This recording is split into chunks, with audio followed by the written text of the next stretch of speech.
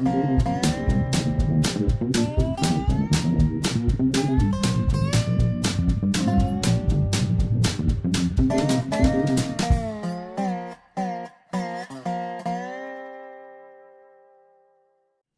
Monk, Prairie Monk, WAFT, Champaign 90.1 on your FM dial. And Dave on the board. And today is Sunday, July the 28th. And this is the Prairie Monk program, WAFT's weekly look at rails, trails, greenways, conservation, ecology, and whatever else Dave has been up to for the last week. Today I want to talk about a trace. It could start in Hudson Bay or further north and go south to New Orleans and into the Gulf. It could even go further south than that. A trace is usually a term reserved for federal type trails.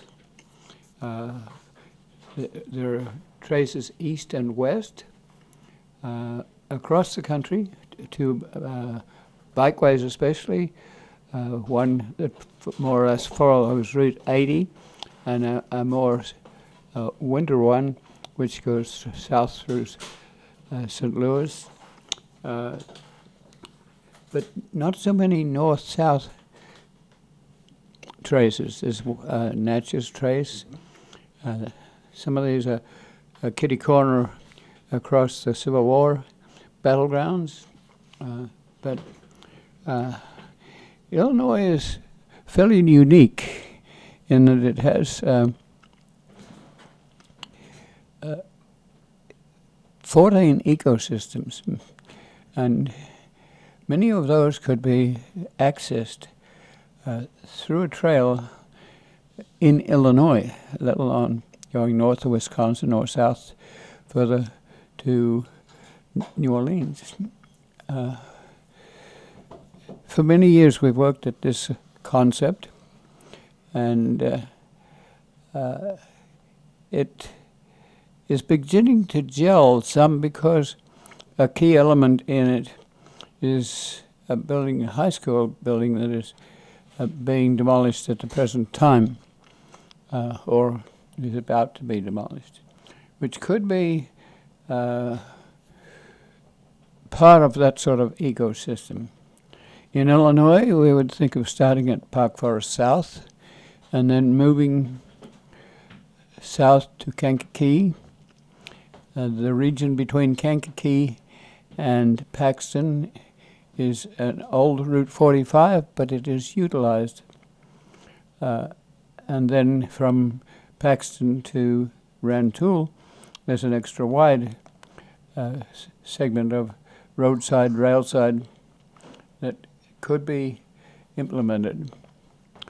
We're more or less looking at the skeleton of something that might not happen immediately, but some of the elements of that skeleton would need to be considered now. It comes to a head some because of the concern in Paxton about the retention or demolition of a Arroyo-based high school. It's often that the local symbol does not hit the deck at a regional, state, or national level until the wrecking ball appears and information gets into a wider distribution.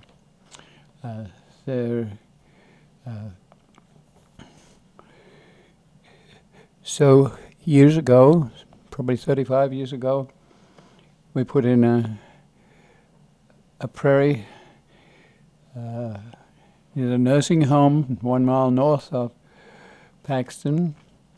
Part it was for the elders that were in the nursing home to enjoy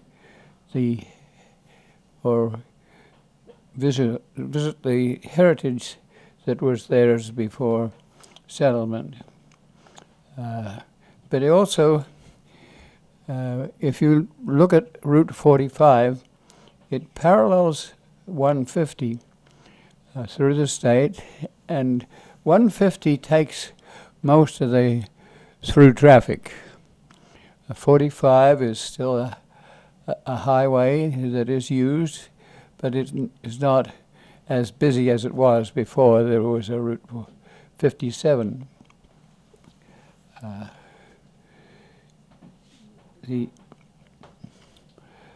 We would look at the nature and the culture on that corridor. We may be thinking of something that is already established, or the thought is established. We're not sure. This is at the stage of what you would call the seat of the pants. People getting ideas and seeing if they can work.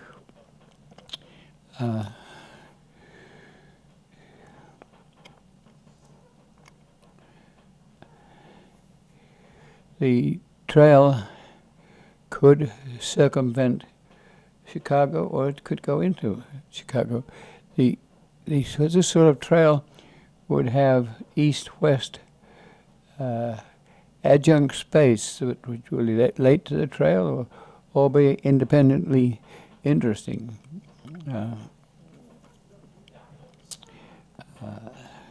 When you get to the south, there are plots of land, like at Kenmundy, where the federal government owns right-of-way, railroad right-of-way prairies that are quite significant.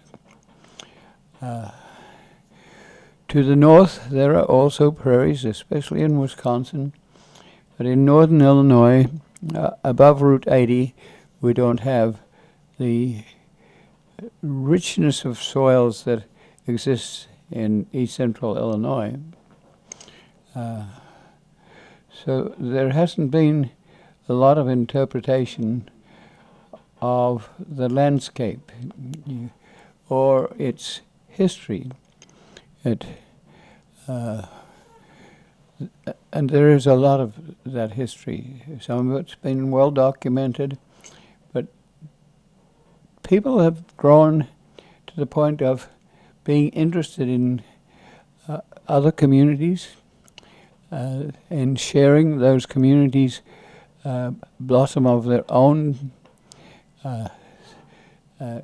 You go through Scandinavian or Irish or German ethnic battle places that have stories that are very interesting. And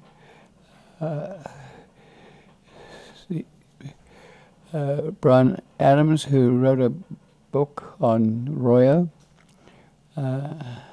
has given me a trail guide to Roya type buildings that can be accessed from Route 45.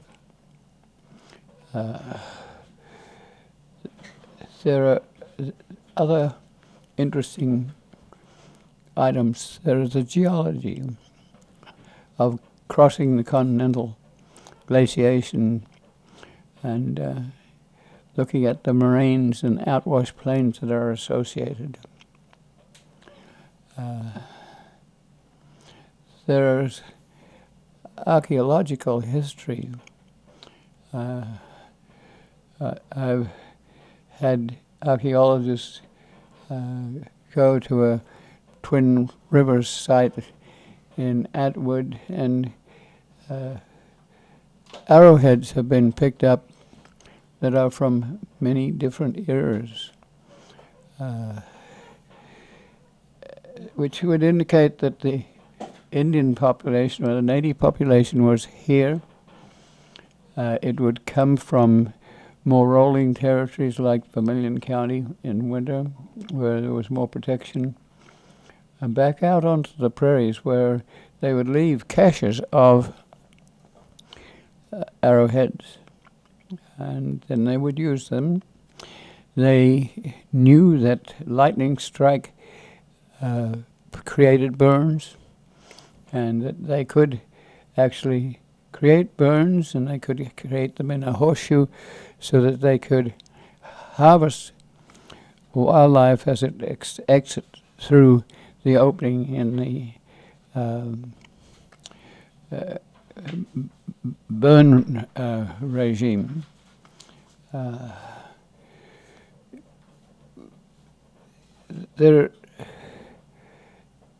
There is morainic details.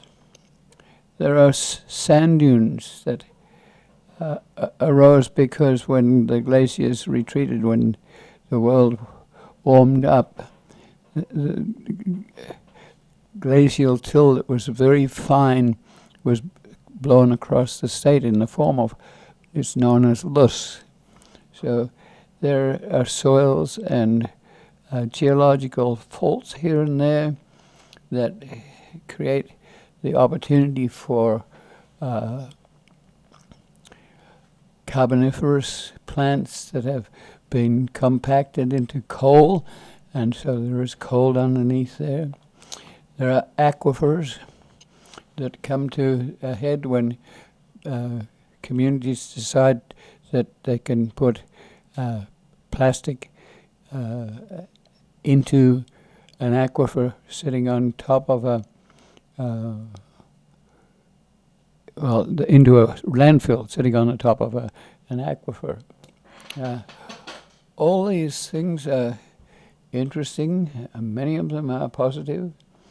But we're down to 0.01% of the prairie that is original to this area.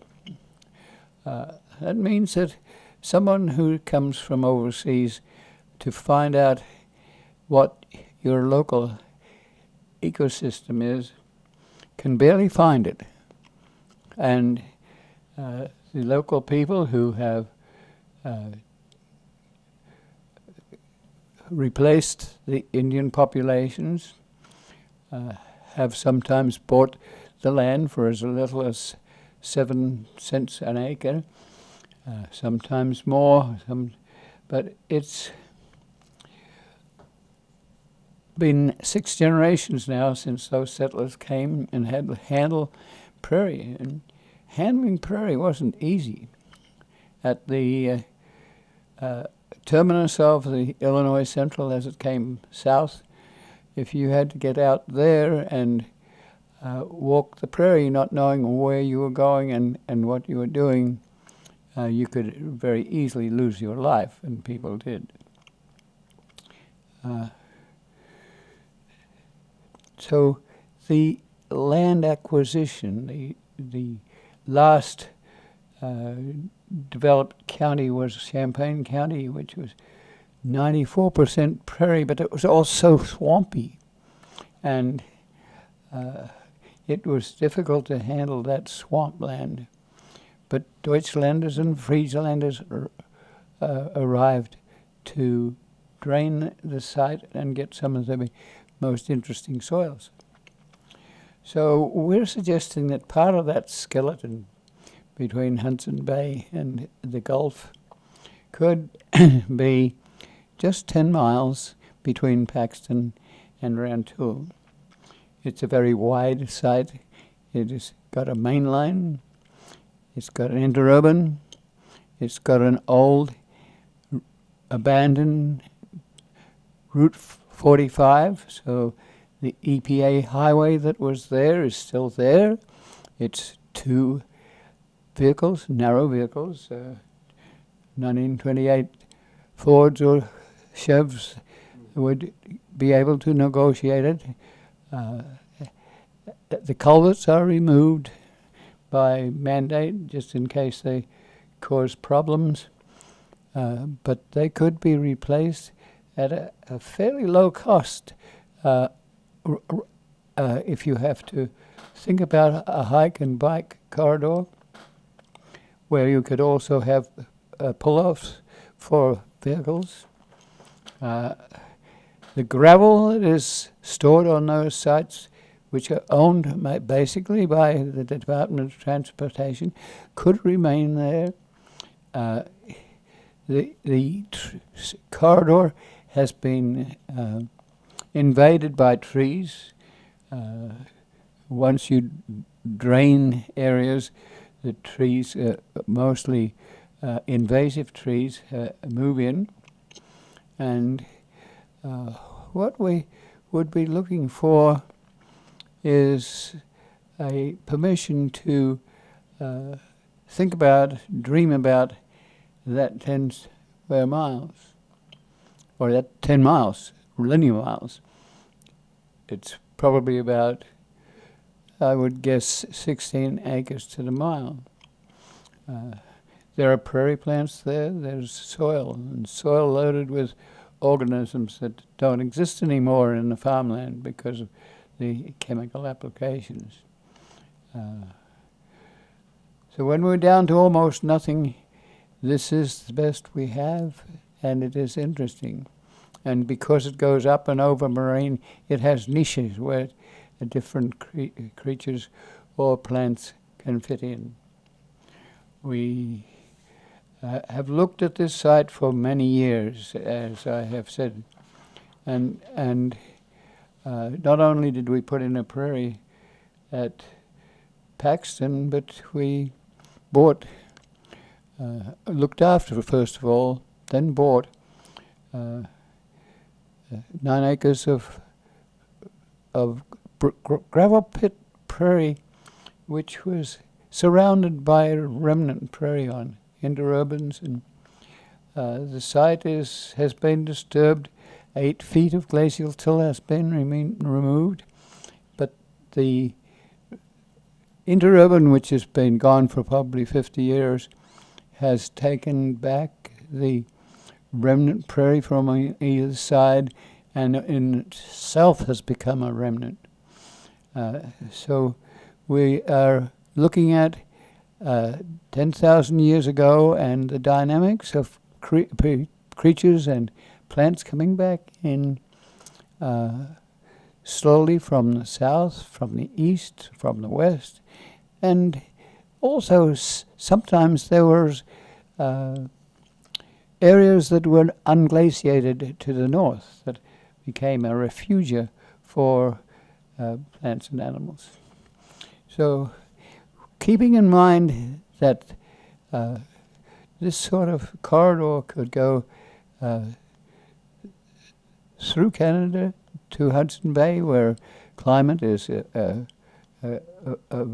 very prominent issue at the moment, and south to the Gulf, where the issue is basically chemicals coming off of runoff from farmland, where the chemical load is probably or usually heavier than it should be. That whole issue is of interest. How do we justify this? Well, in the last 50 years, the world has begun to get very interested in sites and trails that are endangered. We look to elephants and giraffes and other creatures that are really endangered. And we work with reserves and have to balance out with increasing populations. There are obviously too many humans for a balanced ecosystem, and that is causing problems. One of the better ways of handling that question is often education, to provide people with opportunities to think, to dream, and to have places to work, and not necessarily generate populations of more people.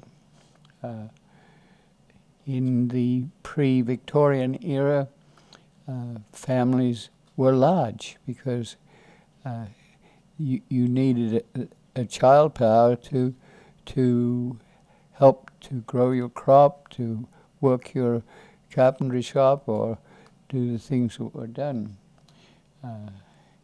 These days we don't need 12 or 15 children to a family, and it has dropped considerably. That leaves people with time to think and dream, and that's good.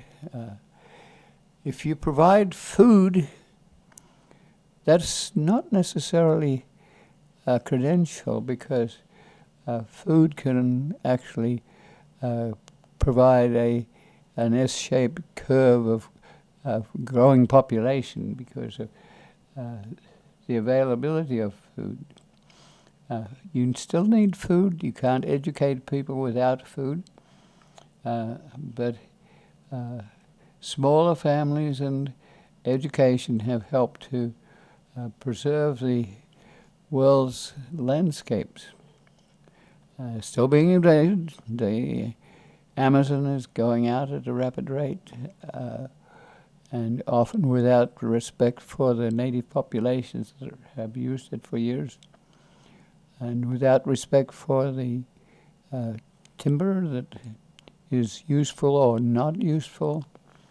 The planting of crops in the Pacific, for instance, for oil, the palm trees replace biodiverse forests, and leadership has not been able to control that sort of movement. Knowing that, we will come to the U.S., and in the last 50 years, the rail-to-trail movement, if we take an example of one of many organizations that gets into making trails and preserving sites. The rail-trail movement started in the 80s. It's probably about 35 years old, 40 years old, but it has had the advantage of the federal government watching the abandonment of railroads. They became obsolete. They were small railroads across the Midwest. If you're in a plane and you look down, you'll see north and south, east and west railroads, and towns about 5 miles apart. And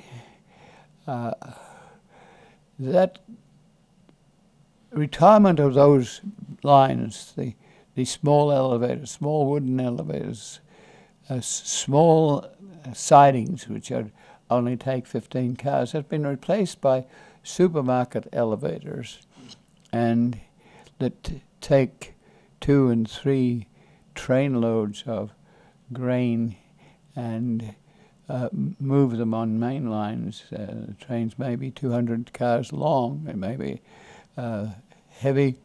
So there's an engine in the front and an engine in the middle and an engine at the back. And the rail lines have to be heavy, more heavy than the 5 mile apart railroad corridors. So as the railroads went out, the federal government decided that they should retain some of these railroads just in case they need them in the future. And if you were going to buy them back, that would be a lot of opposition in the first place, but it would cost a fortune to buy space for a replacement railroad. So they created an act that allowed the rail trail movement to take advantage of rails. We had hoped that that would help to preserve some of the remnant vegetation, because the only place where we have remnant vegetation is locally here, 3 small cemeteries that have reserve plots that have not been mown since their natural establishment, and they may have been occasionally mown, but they're native, and but they're small plots. They need buffer zones around them. it's kind of interesting to note that when a buffer zone is put in around something like the Loder Cemetery, the area that was in reserve is 1 foot higher than the land that is being used for a buffer adjacent. That's an indication of how much soil is eroded by crops. If we're looking at those refugia, or they're not a refugia, refugia is where a glacier moves around a portion of land, and the plants and animals are refuged. This is land that's been preserved by happenstance, and the railroads are in the same boat. Even the active railroad lines and the abandoned railroad lines have over the years been protected by railroad law that says you cannot invade the railroad right-of-way, which means the railroads and the roads went in a linear fashion that left the ballast used for traffic, but the area on either side was there as remnant prairie. And if it was disturbed, the remnant prairie came back in. So the rail trail movement now has 20,000 miles of railroad right-of-way, and there's a move afoot to find railroad beds across the country. There's already bicycle ways across the country, and vehicle corridors that are used by tourists. We have a population of people who are educated, and they plant their crops. If you watch the planters operating in between the rainfall we've had lately, you have to know that they move quickly and they can plant in a day what it would take 3 weeks to plant in with a team of horses. So those farmers also have jobs in town and are doing other things, but they also have some time to think and dream and share with others. If they go to other places, it might be Europe. That has been a tradition because many of the people we have in East Central Illinois came from Europe, so they have roots in Europe. But they also go to visit buildings that are thousands of years old, or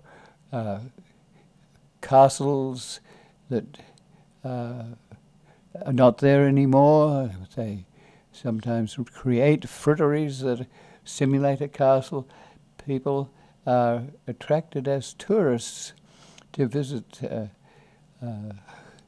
places that are well documented, and they're so well trafficked that it gets to be a little much sometimes.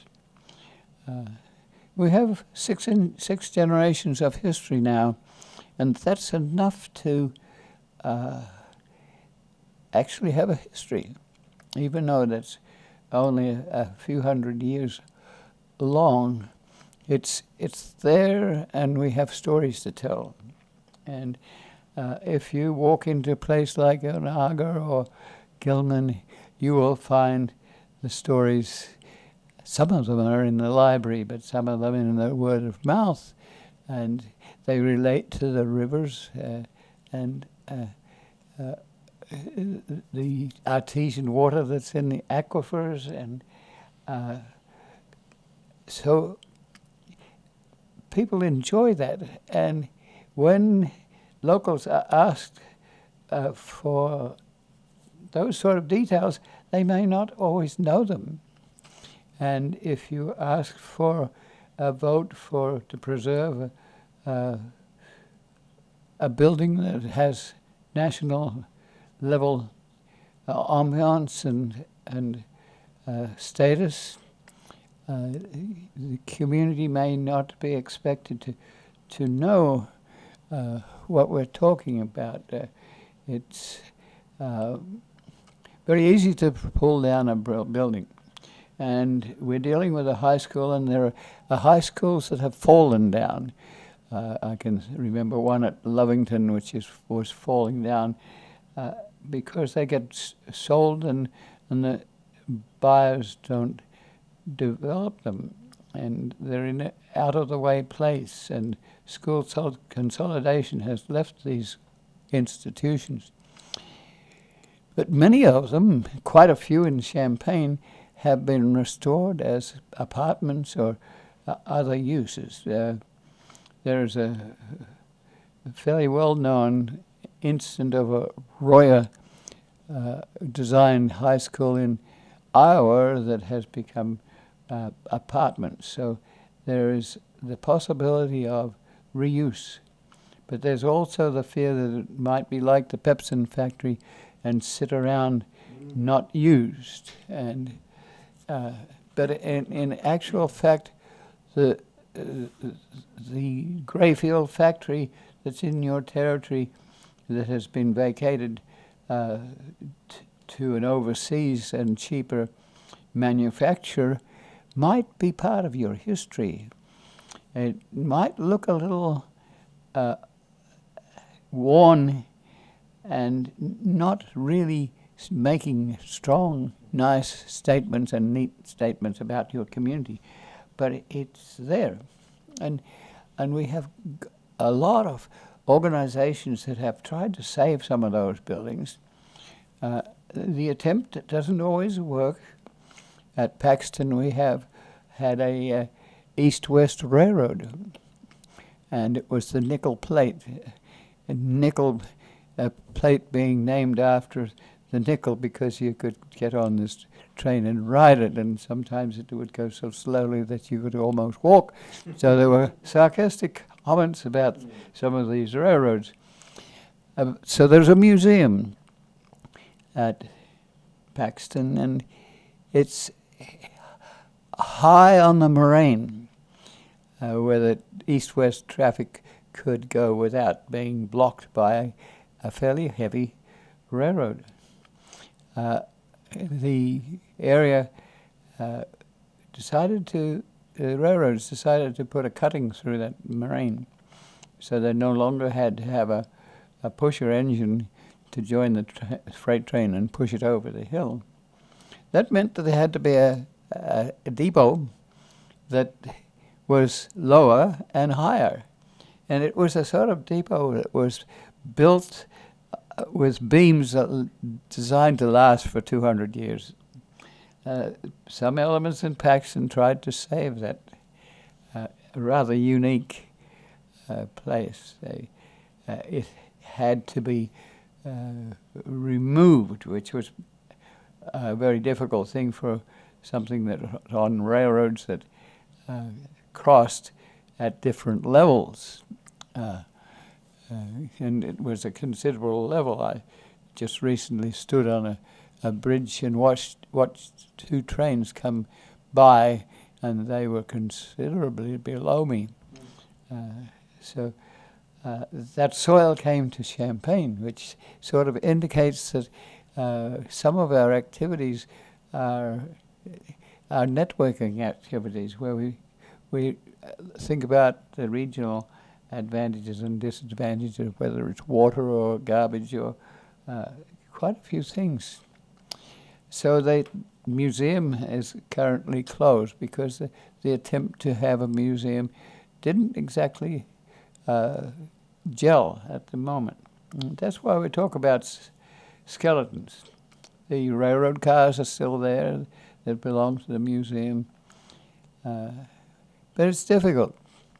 If you go to a little further south, you get the Air Force Base, and there you had a rather interesting Air Force museum, and they had brought in planes, and it died because there is not a lot of finance to keep such a museum going. So what we're looking at is an endangered ecosystem and an endangered cultural artifact. And is it fair for people like ourselves that dream to impose skeletal interests on a community that doesn't want to have a high school sitting around? You don't know that maybe this site is already a site for other buildings, but that is not always the case. We need to talk to each other so we know we're not being stupid in our moves. Then there's also the fact that this is a building that's owned locally, and the local vote has been to take it down. And the more regional, state, and national level people have come into the act after they know that the wrecking ball has been ordered up. The building has not gone yet. If you're in places like Charleston, Carolinas, you keep the facade and you remodel the inside for modern uses. For instance, if it's an old high school, it's not wired for the internet. It's not wired for a different form of teaching where you will have tables where a group of people can get together and interject with each other. So the heating system is probably old. And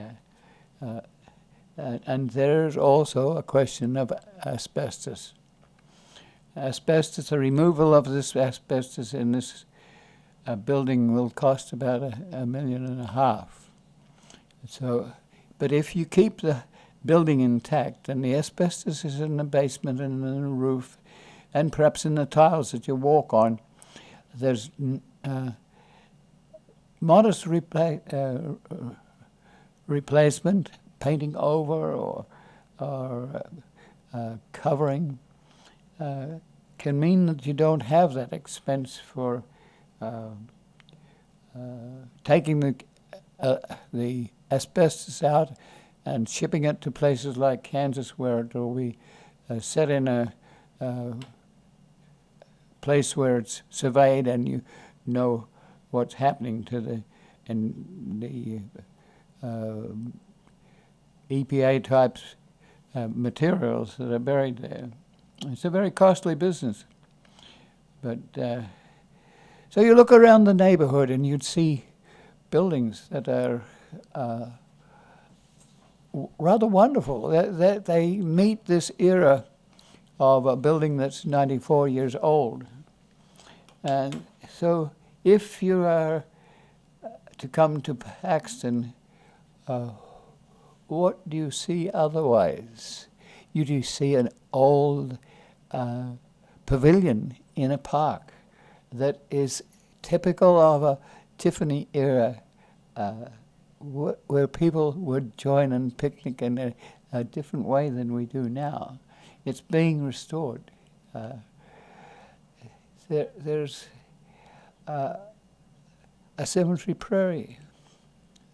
There's some industry because, surprisingly enough, small communities are upgrading themselves with industry because they can do things technologically with the internet, and they are able to survive. Some places are not so lucky. If you go to Cairo in the south, you will find a very dead community. It's mostly black. So how do you work with that sort of community and give the community confidence? Well, looking at just that one example of a rail trail organization that has grown massively in a few years, then these organizations have brought communities together. And they've given them a purpose that they don't have before, a purpose to interpret themselves. And Paxton is into it too. They're putting up a 150-foot high flagpole that you can see for miles around, but you can also see it from 57. It goes right past it. It will cost in the vicinity of $23,000 to put that flagpole up. In its turn, that flagpole might also indicate a town that has a Scandinavian background. It may indicate that there is a prairie nearby, so that you can see some of our only prairie. You might be encouraged to go to the Prospect Cemetery. You might imagine what you can do with the school if it's still intact. It takes time to put proposals together. So first of all, you need a non-profit organization to which people who are willing, and there are people who are willing, can put finance and ask questions and perhaps promote their interests and concerns. You need to document the museum, the pocket prairie that Reber's put together, the very substantial houses, the east-west corridor that is still intact in parts, that sometimes have items like green milkweed, which are very rare. So Paxton has resources, and it has the interest in putting together trusts that have preserved another, not East Lawn school, but a West Lawn school. And that school is 3 stories high, and these days schools are not 3 stories high, they're on the level. And they are extensively on that level, and Paxton has developed a school system like that. And it's joined with other communities, so it's not only Paxton, it's Paxton, Loda, and Buckley. So where do we start to try and do something very quickly by the seat of the pants? You form a community non-profit agency. You probably put your principal on media, especially Facebook. You try and make contact with the leaders that are fairly determined to take this high school out. You have to figure that you might fail in your attempts, but in so doing you bring together a group of people who next time around, if there is a next time around, you will try to save a building, and you have to think about the generations that are to come. Someone that's going to be born 6 generations away might like to know what their ancestors did and how they went to school and where.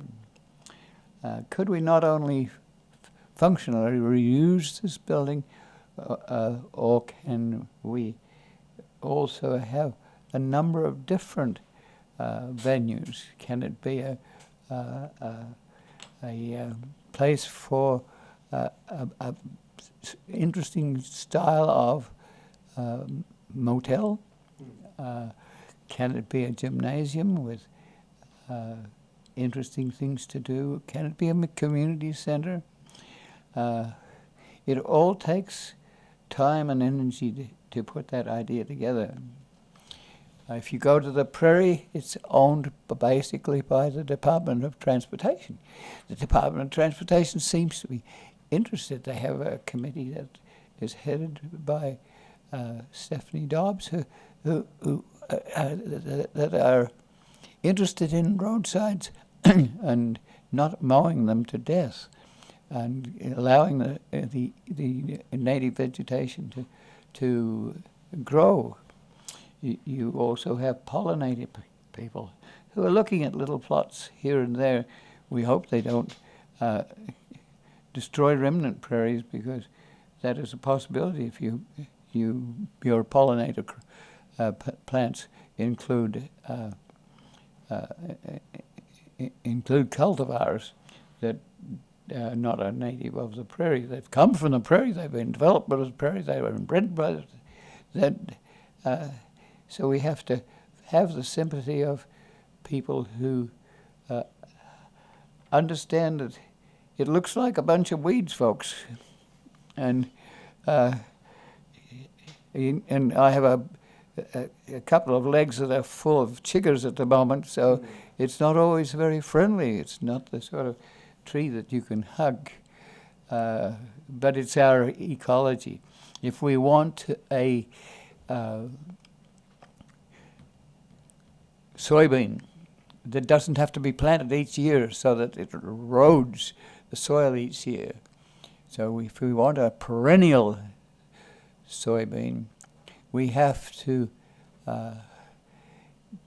get it from somewhere. When we didn't have soybeans and the agronomists decided we should have soybeans, researchers were sent around the world to collect glycine, which is the scientific name for soybean. And they brought back this tremendous collection to the University of Illinois, and it still exists. I assume it has to be planted and reproduced every so often to keep it intact. But if we do that to get our new perennial soybean that may be harvested as you would harvest alfalfa for years, you have to have a team of 50 researchers and 50 years to make that plant that you find on a prairie, perhaps, if there's any prairie left, or you get it from overseas and you develop it. It has to have flavor so people can eat it or animals can eat it. It has to have a bacteria on its, a rhizobacteria on its roots. It has to have, it has to grow in the right season with the right rainfall. It has to be modified by genetic research. If we do that for our benefit, then it is to our responsibility to provide that gene pool for people from the rest of the world to come and visit us and pick up our the counterparts for a soybean plant or a bacterium that might be preventing a disease we don't know about right now. So when you get down to almost no prairie left, you lost your gene pool. So these arguments you have to put into a booklet that can be, or a blog, or a link to key people, so that we consider quickly whether we have any right to even think about preserving a national level building. We have to have tremendous sympathy with those that have to deal with the building that doesn't get developed quickly. It may be that it doesn't get developed now.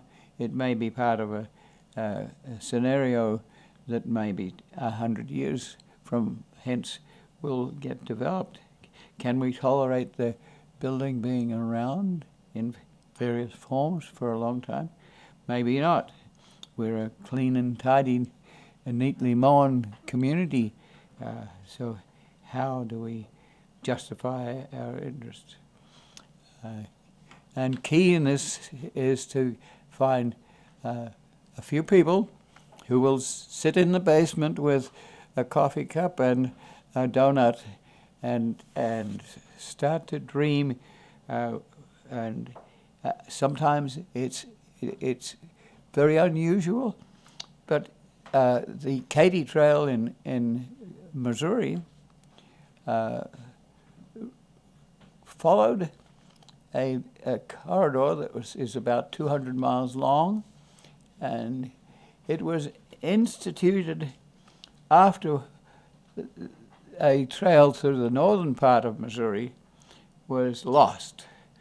And we lose things too. We've lost a trail in Arcola that through Arcola. It was a Penn State corridor, and it was instituted as a rail trail, but it's been returned to farmers so that there'll be a few more rows of corn. But it was also loaded with prairie, and we would hope that that would be preserved. So each time a railroad goes out like that and returns to the adjacent owner, it may be justifiable, but it means that we're losing the last elements of our prairie. So in Missouri, the Katy Trail was bought by one person. And when you're doing things by the seat of the pants, you don't know that there's one person out there that might do that sort of thing. There might be 100 people who do a kickstart and make it possible. So if you don't do it, nothing's going to happen. If you do it, then it might happen and leave the world a little richer because of that. I'm looking. So I'm looking at your T-shirt, which has Uncle John on it, and you have to know that Uncle John was an old-timer with music that was a credit to his collecting real music by visiting around the region, often with friends. And so John was one of those people that he was an electrician by trade, but he worked with Weft and helped to put it together. And so now Weft has been here for 35 years, and it's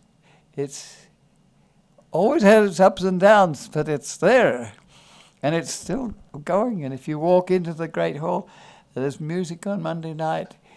There are people that get an opportunity to do things that would have never had an opportunity if there hadn't been a Weft. And it happens with us next door. I just was last night, or on Friday night, listening to bands right outside our door. And a fellow came up on a bicycle, and he said, you've been around for a while. And I eventually found out that he worked with the Department of Transportation. And it was interesting. I once went, when I first came here and I couldn't find the prairies, I started to get involved, and I would ride the train to Chicago, and I'd spread my legs in the back door of the train, and I could see the prairie, its various machinations as I went to Chicago, and I would do my business there, and then I would get on a bus, and I would convince the bus to let me out at a spot where I knew that there was interesting interaction. And there was this one spot at Otto, and there were buses loaded with workers that were working on the railroad and the road. And I got out there, and I climbed upon those buses and told them what their ecology was that they were working with, and begged them to do careful things. And then probably about 10 years later, a gentleman came to be in a band on this street, and he said, I know you. You climbed on our bus. and then I don't know whether the person on the bike the other day was in the same crowd, but he told me that he knew me through the Department of Transportation, and so it reminded me of that sort of thing, and that's the sort of thing we have to keep doing. It's time. Thank you for listening. Think about a trace from north to south. This is Dave Monk, your Prairie Monk, WEFT Champaign, 90.1 on your FM dial. And Dave on the board. As always, the views and opinions expressed are solely those of the speakers and no one else.